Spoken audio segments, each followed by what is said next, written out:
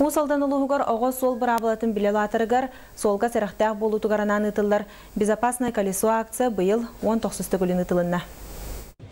Күрәхтәгене боларын курду кин балыга полиция өрөх управленията Бирнигыл Россия партията тариян ыттылар. Бу акцияга 12 састагы оголор барыта 4 командандан күрәхтәсләр. Сайынбыт чугахаты оголор билин аннага яхоногунан сайынга каникулларга хыяктыра велосипед тебяхтыра, аньяхтыра көрүләхтыра. Онда же бу бүгүнгү күрәхтәгебит велосипединен оголор кайдак сылдяларгар Улусага кайдак табияттыгер ол бравлаларын билиге, оны тахынан арас кутталлах быгылар болар түгеннеригер онна кайдыгын яктактыргар daha элбеге берер күрәхтәһи җиһаныбыт. Оны батты паулик.